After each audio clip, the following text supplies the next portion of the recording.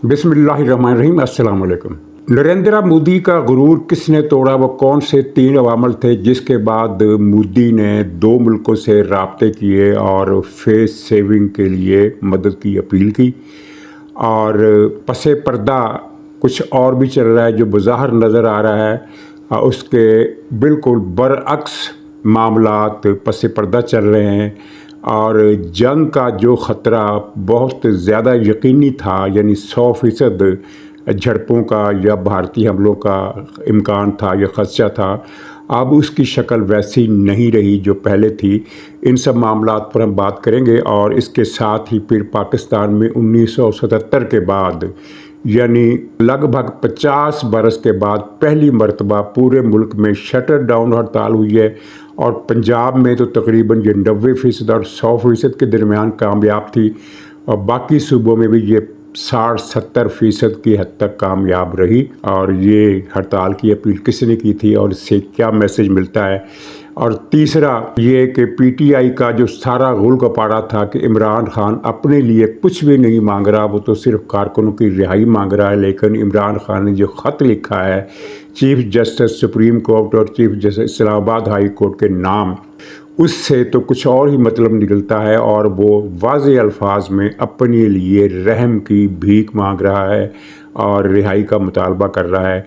इस ख़त का मतन आपने मुलाहजा कर लिया होगा, दोबारा उस ख़त को देखें, आपको साफ पता चल जाएगा कि इमरान खान अपनी रिहाई की अपील कर रहा है। ये तीन हमारे मरकज़ी मौज़ूआत हैं, इनके अंदर से फिर कुछ दीगर चीज़ें भी निकल सकती हैं। नाज़रीन, प्रोग्राम जो हमें नज़र आ रहा था, बल्कि पूरी दुनिया को नज़र आ रहा था, वो ये था कि भारत, और इसमें कुछ मुबालगा भी नहीं था, ये सदाकत थी कि भारत गिलगित बिल्तिस्तान और आज़ाद कश्मीर में अपनी फ़ौजें दाखिल करने का फ़ैसला कर चुका था।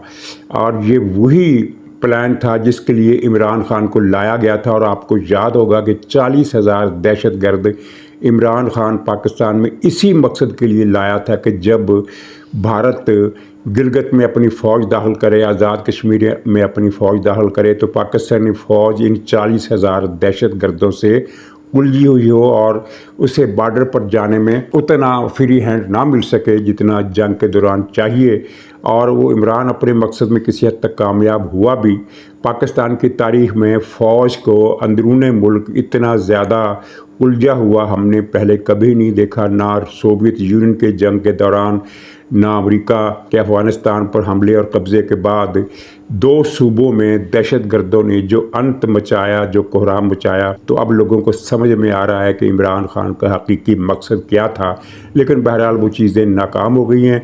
और आज़ाद कश्मीर में फ़ौज दाखिल करने से पहले भारतीय हुकूमत ने, भारतीय फ़ौज ने एक तजर्बा किया कंट्रोल लाइन पर फायरिंग का, कि पाकिस्तान किस हद तक मौसर जवाब देता है। और पाकिस्तान ने उनके अंदाज़ों से बढ़कर मौसर जवाब दिया, जिसके बाद फिर उनको ये जो प्रोग्राम था आज़ाद कश्मीर में और गिलगित में दाखिल होने का, वो आसान नहीं रहा। वैसे भी पाकिस्तान ने वो रास्ता, कारगिल का वो रास्ता जहाँ से भारतीय फ़ौज ने गिलगित की तरफ कूच करना था, उस रास्ते पर नज़र रखी हुई है और ये बात भी भारत के इल्म में है।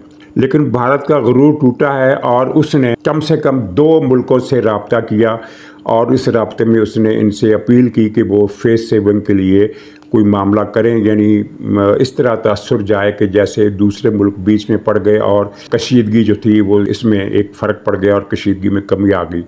उसने ईरान से रब्ता किया और सऊदी अरब से रब्ता किया।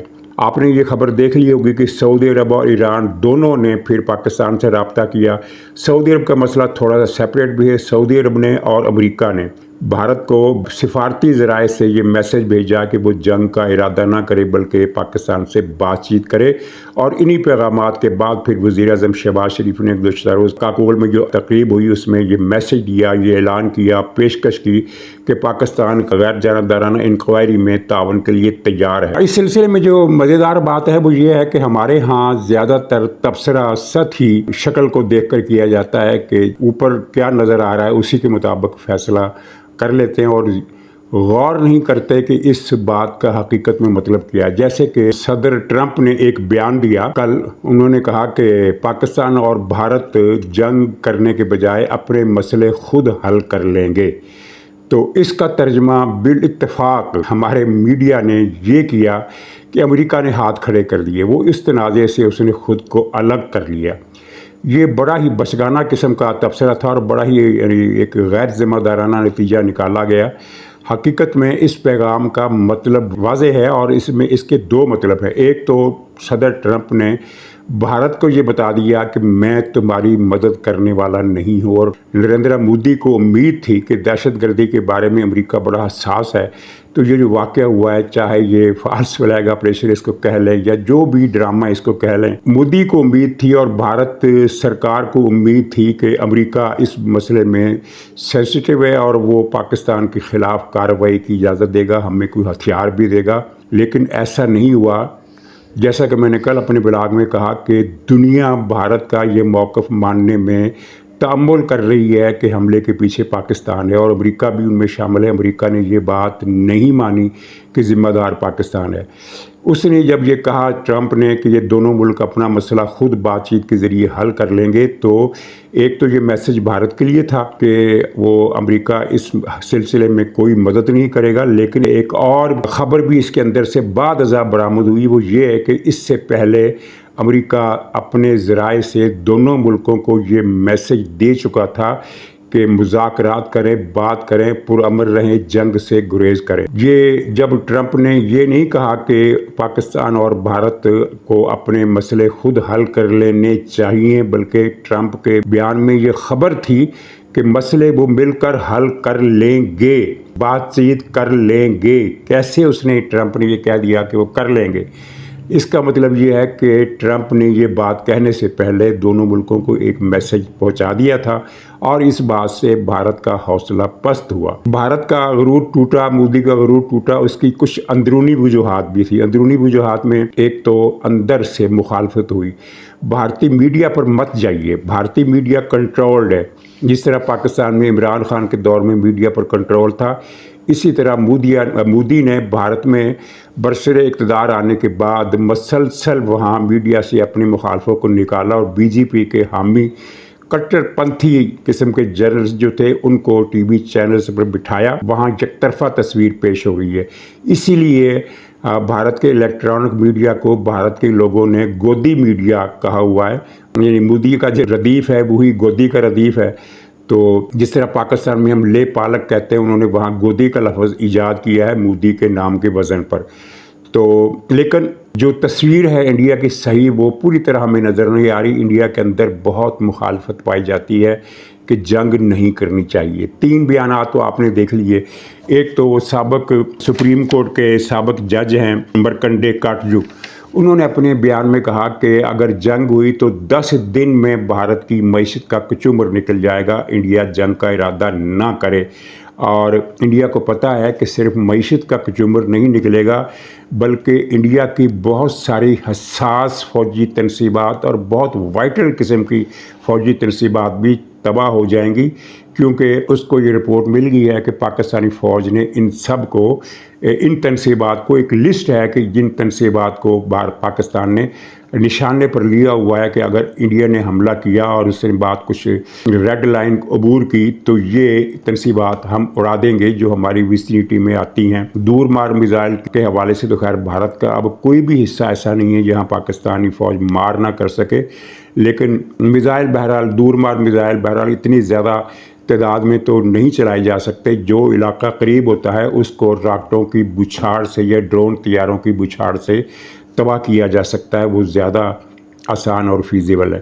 تو انڈیا کو اس بات کا بھی پتہ ہے۔ ایک تو یہ جسٹس کاٹجو کا بیان بھی آپ نے پڑھا۔ پھر اہم بات یہ ہوئی کہ ایک سابق لیفٹیننٹ جنرل نے، جن کا نام ہے HS پناک، انہوں نے ایک تو خیر مشورہ دیا کہ بھارت جنگ نہ کرے، کیونکہ ان کے الفاظ ہیں، پناک صاحب کے الفاظ ہیں کہ جنگ اگر بھارت نے اگر جنگ کی تو اسی کا نقصان ہوگا۔ اس فکرے کا مطلب یہ نہیں ہے کہ پاکستان کا نقصان نہیں ہوگا، اسی کو نقصان ہوگا کا مطلب یہ ہے کہ بھارت تو فائدے کی آس میں حملہ کرے گا لیکن اس کا نقصان ہو جائے گا۔ اور دوسری بہت اہم بات اس نے جو کی، جو میں نے بھی اپنے کل بلاگ میں کی، کہ پاکستان کو میزائل، ڈرون اور جہازوں کی نشانہ بازی کے معاملات میں جو ٹیکنالوجی ہے، اس حوالے سے پاکستان کو بھارت پر بہت زیادہ برتری حاصل ہے۔ تو اس بات کی تصدیق کی پناک صاحب کے الفاظ ہیں کہ انڈیا پاکستان پر محفوظ فضائی حملہ نہیں کر سکتا۔ محفوظ حملے سے مراد یہ ہے کہ ایسا حملہ جو آپ کر کے آ جائیں خیر خیریت سے، حملہ بھی کامیاب ہو جائے، مطلب یہ ہے کہ حملہ ناکام ہوگا، کیونکہ بھارت کو پاکستان پر ٹیکنالوجی کی برتری حاصل نہیں ہے، یہ اس کا اعتراف ہے، اور یہ کسی بھی بھارتی فوجی افسر کا یا کسی بھی بھارتی ذمہ دار عہدے پر فائز رہنے والے شخص کا پہلا اعتراف ہے۔ اس سے پہلے اس طرح کا اعتراف بھارت میں کسی نے نہیں کیا۔ اور پھر ایک اور اہم بات ہوئی، جنوبی انڈیا کا ایک بہت اہم صوبہ ہے کرناٹکا۔ شاید آپ نے کبھی کرناٹکا کی مغنیاؤں کے بارے میں سنا ہو، وہاں بہت مشہور گلوکارائیں ہوا کرتی تھی پاکستان اور انڈیا کی تقسیم کے زمانے میں، جیسے کہ امیر بائی کرناٹکی۔ تو یہ کرناٹک کا پرانا نام میسور ہے، جہاں سے ٹیپو سلطان نے ان انگریزوں کے خلاف مزاحمت کا علم بلند کیا تھا۔ تو یہ میسور بہت اہم صوبہ ہے، انہوں نے نام بدل دیا، اس کا نام کرناٹکا کر دیا۔ یہاں بنگلور جیسا انٹرنیشنل اہمیت کا آئی ٹی کے حوالے سے انڈیا کا سب سے بڑا جو ہب ہے وہ بنگلور ہے، جس کا انہوں نے نام اب بنگلورو کر دیا ہے۔ پہلے اس کا نام بنگلور تھا، اب اس کا نام کر دیا بنگلورو۔ اس کے علاوہ منگلور ہے، اس کے علاوہ نیلور ہے، 3-4 بڑے اہم شہر جو ہے وہ اس صوبے میں ہیں۔ تو اس کے وزیر اعلیٰ، ان کا نام ہے ستھا رامیا، ان کا نام ہے۔ تو رامیا صاحب نے کہا کہ بھارت پاکستان پر حملے سے باز رہے، نقصان اٹھائے گا۔ یہ بھارت کی ہسٹری میں کوئی مثال نہیں ملتی کہ کسی صوبے کے چیف منسٹر نے، سٹنگ چیف منسٹر نے اپنی حکومت کو مشورہ دیا ہو کہ وہ جنگ نہ کرے، نقصان اٹھائے گا۔ تو اس پر وہاں بی جے پی کے لوگوں نے اس کے خلاف مظاہرے بھی کیے ہیں۔ اچھا، یہاں ضمنی طور پر میں بتا دوں کہ بی جے پی کے جنگ باز جنگ کا مطالبہ کر رہے ہیں، اس لیے کہ بی جے پی کے جو گڑھ ہیں وہ بارڈر سے دور ہیں۔ پنجاب میں ان کا کوئی اثر نہیں ہے اس طرح، اور راجستھان میں بھی وہ بہت کم ہے۔ گجرات سندھ سے لگتا بارڈر، لیکن وہ بیچ میں رن آف کچھ ہے۔ تو بی جے پی کے لوگ جو زیادہ تر بیٹھے ہیں وہ یو پی میں ہیں، وہ اتراکھنڈ میں ہیں، وہ سی پی میں ہیں، وہ چھتیس گڑھ میں ہیں، جو بارڈر سے بہت دور علاقے ہیں، وہاں ان کا گڑھ ہے اور وہاں ان کا زیادہ زور ہے۔ تو ظاہر ہے ایک ایسے علاقے میں جو محفوظ سمجھا جاتا ہو، جہاں ان کو یہ یقین ہو کہ یہاں پر تو بم نہیں گرے گا، تو وہاں بیٹھ کر وہ بڑکے لگا رہے ہیں اور پاکستان پر جنگ کرنے کے مطالبے کر رہے ہیں، اپیلیں کر رہے ہیں، ان لوگوں کو تیار ہو رہے ہیں۔ لیکن انڈیا کی ہسٹری میں پہلی بار ایسا ہوا ہے کہ وہاں رائے عامہ جنگ کے بارے میں ڈیوائیڈ ہو گئی ہے۔ اس سے پہلے جس طرح پاکستان پورے کا پورا بھارتی اگریشن کے مقابلے میں متحد ہوتا ہے، اسی طرح بھارت کے عوام بھی ماضی کی دونوں جنگوں میں وہ اپنی حکومت کے ساتھ تھے، لیکن اس مرتبہ ڈویژن نظر آ رہی ہے، جرنلسٹوں میں بھی، ججوں میں بھی، حاضر سروس نوکر شاہی میں بھی، ریٹائرڈ افسروں میں بھی، دانشور طبقے میں بھی، میڈیا میں جو اختلافی باتیں ہیں وہ زیادہ تر اخبارات میں لکھی جا رہی ہیں، ٹی وی پر نہیں آنے دی جا رہی، کیونکہ ٹی وی پر تو بی جے پی کا مکمل کنٹرول ہے۔ جس طرح پاکستان میں ہم نے دیکھا کہ عمران خان کے زمانے میں ٹی وی پر کوئی اینٹی پی ٹی آئی آدمی آپ کو بیٹھا ہوا نظر نہیں آتا تھا۔ تو یہ بھارت کی ایک اور پہلو ہے جس کی وجہ سے پھر یہ مودی صاحب کا سر جھکا، غرور ٹوٹا اور وہ جھکنے پر آمادہ ہوا۔ ایک وجہ عالمی حالات، سعودی عرب، امریکہ کا دباؤ، چین کی طرف سے انڈائریکٹ اشارے، اور دوسرا یہ جو میں نے کل بتایا تھا کہ مودی کو پاکستان کی صلاحیتوں کا علم ہو گیا ہے کہ وہ پاکستان جواب میں کیا کرنے والا ہے۔ یہ ساری تفصیلات اگر ہمیں چھن کر مل گئی ہیں تو مودی تک کیوں نہیں پہنچی ہوگی۔ اور تیسری وجہ یہ ڈویژن۔ اچھا، یہاں میں بتا دوں کہ پاکستان میں تبصرہ کرنے والے بعض اوقات ایک بہت ہی سطحی بات کر دیتے ہیں جس کا حقیقت سے تعلق نہیں ہوتا۔ مثلا یہ میں نے کئی پروگراموں میں دیکھا کہ جی وہ چین جواب میں برہما پترا کا پانی بند کر دے گا اگر انڈیا نے پاکستان کا پانی بند کیا۔ انڈیا پاکستان کا پانی بند نہیں کر سکتا، وہ الگ موضوع ہے، لیکن ان کو یہ پتہ نہیں ہے کہ برہما پترا کے پانی کی اہمیت کیا ہے۔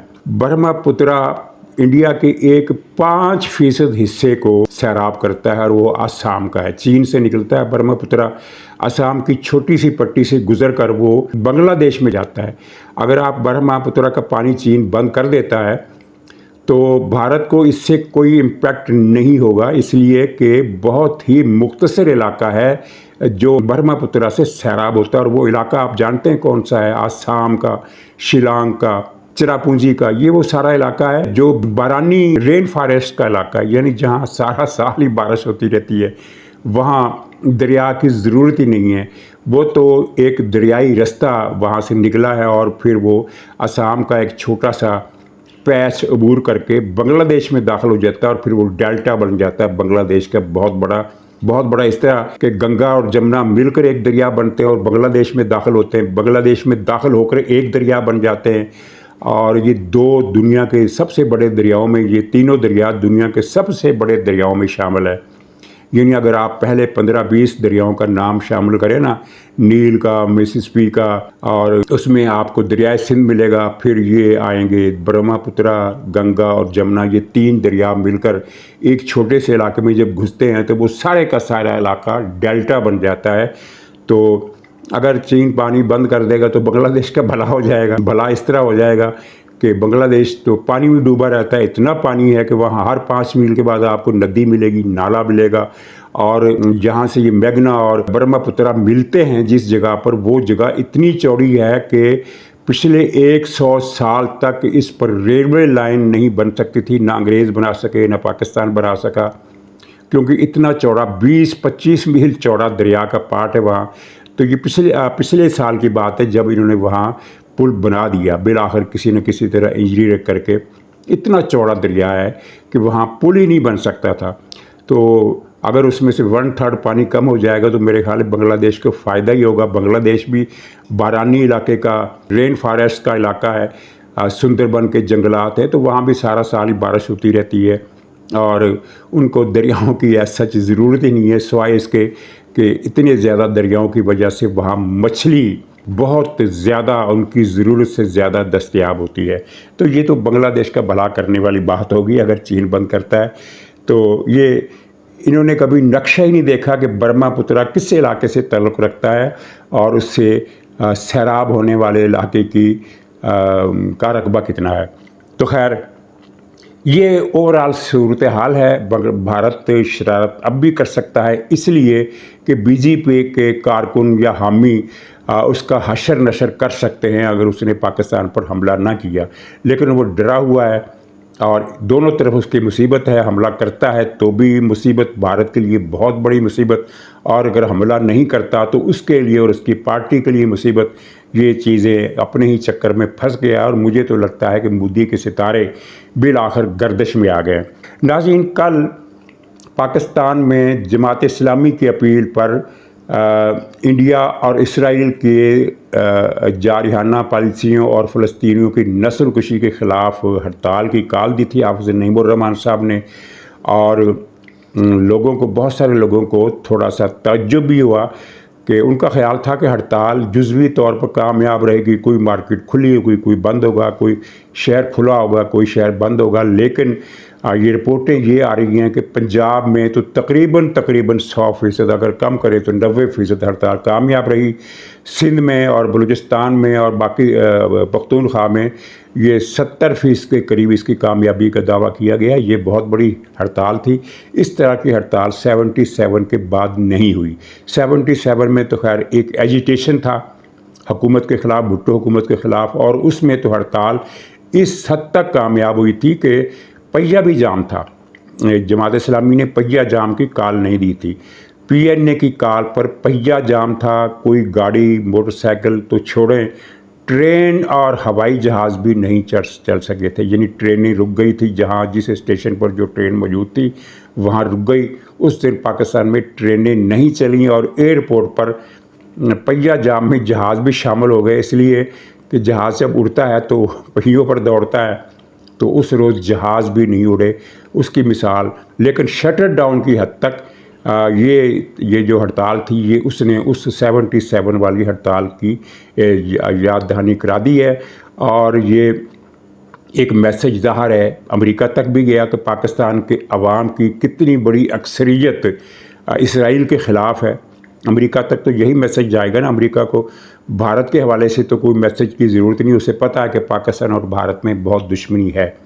لیکن جہاں آپ دیکھیے کہ پی ٹی آئی تو اپنے صوبے میں ہڑتال نہیں کرا سکتے، جس صوبے میں اس کی حکومت ہے وہ کال دے کر دیکھ لے، ہڑتال نہیں ہوگی، کسی بھی شہر میں ہڑتال نہیں ہوگی، ہو سکتا ہے سبابی میں ہڑتال ہو جائے، باقی کسی علاقے میں وہ ہڑتال کرانے کی پوزیشن میں بھی نہیں ہے۔ تو تحریک انصاف ہی کے زمانے سے کے حوالے سے آخری پوائنٹ یہ ہے کہ یہ انہوں نے ایک فضا بنا رکھی ہے کہ عمران خان تو کارکنوں کے لیے مانگ رہا ہے، اپنے لیے تو وہ کچھ بھی نہیں مانگ رہا، وہ تو درویش ہے، اس دور کا حسن بصری ہے نعوذ باللہ، اور پتہ نہیں کیا ہے اس دور کا۔ تو لیکن اس نے جو چیف جسٹس اسلام آباد ہائی کورٹ اور چیف جسٹس سپریم کورٹ کے نام جو خط لکھا ہے، اس کا باقی متن پڑھنے کی ضرورت نہیں ہے، ایک ہی فکرہ کافی ہے کہ آپ کو چاہیے کہ آپ میرے زخموں پر مرہم رکھیں اور مجھے ریلیف دیں۔ تو زخموں پر مرہم رکھنے کا کیا مطلب ہے؟ کیا وہ ڈیٹول کی بوتل مانگ رہا ہے یا پولٹس کا پیکٹ مانگ رہا ہے؟ زخموں پر مرہم رکھنے کا مطلب ہی یہ ہے کہ مجھے ریلیف دیں، مجھے رہا کریں، اگر رہا نہیں کر سکتے تو مجھے بنی گالہ میں شفٹ کر دیں، اگر بنی گالہ میں بھی شفٹ نہیں کر سکتے تو کچھ اور رعایتیں دے دیں، لیکن یہ ہے کہ بنیادی نقطہ یہی ہے کہ خدا کا واسطہ ہے مجھے رہا کرو، میں مر گیا، میرا بیڑا غرق ہو گیا۔ وہ کیا کہتے ہیں کہ نکی جی جنجڑی تے دکھ ہزار، اس طرح کا مسئلہ۔ اس خط سے اس کی فریاد ٹپک رہی ہے، اس کا رونا ٹپک رہا ہے، یہ پتہ چل رہا ہے کہ وہ کہہ رہا ہے کہ میری بس ہو گئی، خدا کے واسطے مجھ پر رحم کرو۔ تو یہ ہے جناب عمران خان کی اصلیت۔ اور چلتے چلتے ایک لعنت بھیجنا چاہتا ہوں عارف علوی پر، جس نے اپنے وضاحتی بیان میں اس نے یہ کہا ہے کہ میرے فکروں کا مطلب غلط نکالا گیا۔ وہ اس کا فکرہ تو بالکل واضح الفاظ میں تھا اور سیاق و سباق بھی لوگوں نے پورا سن لیا، جس میں وہ کہہ رہا ہے کہ عمران خان انبیاء سے بھی زیادہ افضل ہے۔ تو اس میں کیا توڑا گیا، کیا مروڑا گیا اور کون سا سیاق و سباق تھا، بکواس کرتا ہے۔